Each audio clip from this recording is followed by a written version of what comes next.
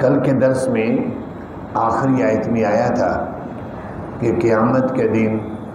ظالم لوگ جب عذاب کو دیکھیں گے تو حسرت اور افسوس سے کہیں گے حل الی مرد من سبیل، کیا واپس لوٹنے کی طرف کوئی راستہ ہے کہ یہاں سے ہم کسی طرح واپس دنیا میں پہنچ جائیں، کیونکہ ان کو نظر آ رہا ہوگا آگے اب جہنم ہے، دنیا میں ہم نے جو کفر اور شرک نافرمانیاں کی ہیں اب اس عذاب سے بچنا مشکل ہے، تو واپسی تو ناممکن ہوگی۔ دنیا سے جو کوئی شخص آخرت میں چلا جاتا ہے پھر اس کی دنیا میں واپسی ناممکن ہے، تو پھر وہاں پر ان کی مکافات عمل شروع ہو جائے گی کہ دنیا میں جو کیا ہے اس کا حساب کتاب اور اس کے مطابق ان کی جزا اور سزا شروع ہو جائے گی۔ اللہ تعالیٰ نے ذرا سی اس کی منظر کشی کرتے ہوئے میدان محشر کی فرمایا وَتَرَاهُمْ، اور اے میرے مخاطب، اے قرآن پاک کو سننے والے، یہاں اس آیت میں ترا مخاطب کا صیغہ ہے کہ ہر مخاطب کو جو سن رہا ہے، فرمایا دیکھے گا تو ان کافروں کو یعرضون علیہا، پیش کیے جائیں گے اس جہنم کی آگ پر، خاشعین من الذل، انتہائی دبے ہوئے ہوں گے ذلت کی وجہ سے، ینظرون من طرف خفی، دیکھتے ہوں گے جہنم کی طرف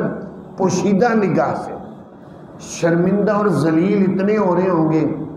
کہ دنیا میں تو ہم چودھری وڈیرے، وزیر اعظم، وزیر اعلیٰ اور ملکوں کے بادشاہ تھے،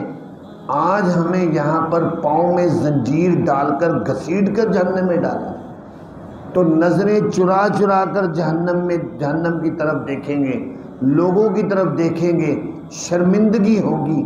کہ ہماری آج کیا حال ہو رہا ہے۔ تو اللہ تعالیٰ نے اس دنیا میں قرآن پاک میں ان کی اس ذلت اور رسوائی کے منظر کو یہاں ذکر کیا اور فرمایا ایمان والے بڑے باعزت ہوں گے، وہ وہاں بولیں گے، ایمان والے کہیں گے اور کہیں وہ لوگ جو ایمان لائے، ان الخاسرین الذین،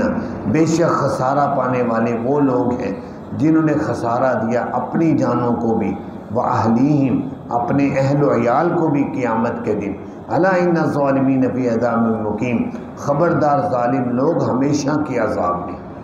ایمان والے کہیں گے اب کیا فائدہ تمہارے رونے کا، پیٹنے کا، چیخنے کا، چلانے کا، اب منتیں ترلے کر رہے ہو کسی طرح دنیا میں بھیجو ہم ایمان لے آئیں۔ اور میرے دوستو آج ہم دنیا میں بیٹھے ہیں، آج قرآن پاک کی اس پیغام کو آپ کی وساطت سے ہم دنیا کے کافروں کو سنا رہے ہیں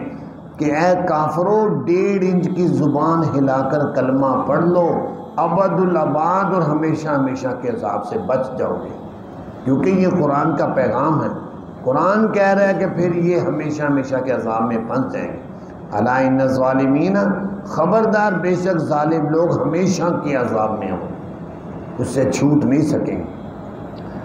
وما کان لهم من اولیاء، اور نہیں ہوں گے ان کے کوئی کارساز ان کو بچانے والے، ینصرون من دون اللہ، جو مدد کرے ان کی اللہ کے علاوہ، کوئی نہیں ہوں گے جو ان کی مدد کرے۔ اور کون؟ وَمَن يُضْلِلِ اللَّهُ، جس کو اللہ گمراہ کر دے، فَمَا لَهُ مِن سَبِيلٍ، اس کے لیے کوئی راستہ نہیں ہے ہدایت۔ اور اللہ تعالیٰ یہ کئی دفعہ پہلے بھی بتایا کہ خود زبردستی کسی کو گمراہ نہیں کرتا، اللہ تعالیٰ گمراہ اسی کو کرتے ہیں کہ جو اپنے اختیار سے گمراہی کو پسند کرے۔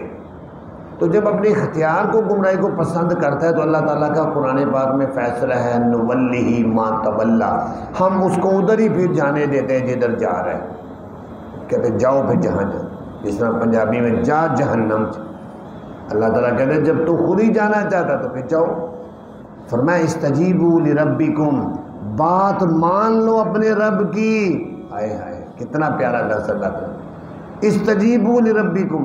اے دنیا کے انسانوں بات مان لو اپنے رب کی، من قبل آتی ہے یوم اللہ مرد من اللہ، پہلے اس کے کہ آ جائے وہ دن نہیں ہوگا پھرنا اس دن کا اللہ کی طرف سے، اس دن کے آنے سے پہلے پہلے کہ پھر وہ دن واپس نہیں ہوگا، یعنی قیامت کا دن، اس سے پہلے پہلے بات مان لو اور کلمہ پڑھ لو، اللہ کے فرما بردار بن جاؤ۔ ما لکم من ملجأ یومئذ، کیونکہ اس دن نہیں ہوگا تمہارے لیے کوئی ٹھکانہ، کوئی ٹھکانہ نہیں ہوگا، کوئی تمہاری جائے پناہ نہیں ہوگی۔ وما لکم من نکیر، اور نہیں ہوگا تمہارے لیے کوئی انکار کی گنجائش بھی نہیں ہوگی، تم انکار نہیں کر سکتے۔ آگے فرمایا پیارے پیغمبر آپ کی اتنی جد و جہد تبلیغ کی، توحید کی دعوت، دین کی دعوت، آپ نے اتنی ہمدردی سے، اتنی محنتیں کوششوں سے کہ اپنے لہو بہا دیے، خون بہائے تبلیغ کے لیے، اگر اس کے باوجود فَإِنْ أَعْرَضُوا، پھر بھی اگر یہ اعراض کرتے ہیں فَمَا أَرْسَلْنَاكَ عَلَيْهِمْ حَفِيظًا، پھر نہیں بھیجا ہم نے آپ کو ان پر نگران بنا کر، کہ آپ کو اس لیے نہیں بھیجا گیا کہ آپ زبردستی کافروں کو مسلمان کریں، اس لیے نہیں، ان علیک الا البلاغ، نہیں آپ کے ذمہ مگر پہنچانا،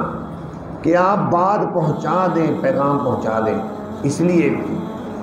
جو ہے دین کا مسئلہ ہے کہ آپ کے خاندان میں، آپ کی برادری میں، محلے داروں میں، یا جہاں آپ اپنی کسی کمپنی میں کام کر رہے ہیں، وہاں کوئی غلط عقیدے کا آدمی ہے، کوئی غلط بات کر رہا ہے، آپ کو صحیح بات بتائے، آپ احسن انداز سے، کسی کو ٹچکری نہیں، کسی پر فتوے بازی کی زبان نہیں، کسی کو لان تان نہیں، اچھے طریقے سے دین کی پیغام پہنچا دو کہ بھی ہمارا دین تو یہ کہتا ہے، بس تمہارا پیغام پہنچ گیا۔ اور نبی پاک صلی اللہ علیہ وسلم کو بھی کہا گیا، فرمایا نہیں ہے آپ کے ذمہ ہے پیارے پیغمبر معمول پہنچانا، کہ آپ نے بس پہنچا دینا ہے، نہیں مانتے تو پھر جائیں جہنم۔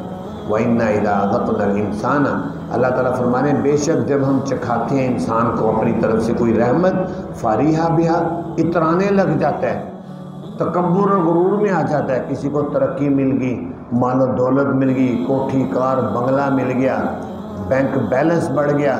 تو اترانے لگ جاتا ہے۔ وَإِن تُصِبْهُمْ سَيِّئَةٌ، اور اگر پہنچ جاتی ہے اس کو کوئی مصیبت، بِمَا قَدَّمَتْ أَيْدِيهِمْ، وجہ اس کے جو آگے پیچھے بھیجا اس کے ہاتھوں نے، فَإِنَّ الْإِنسَانَ كَفُورٌ، بس بے شک انسان ناشکرہ ہے۔ تو یہ عام انسانوں کی بات بتائی گئی ہے کہ عام انسان، اس میں کافر بھی ہیں،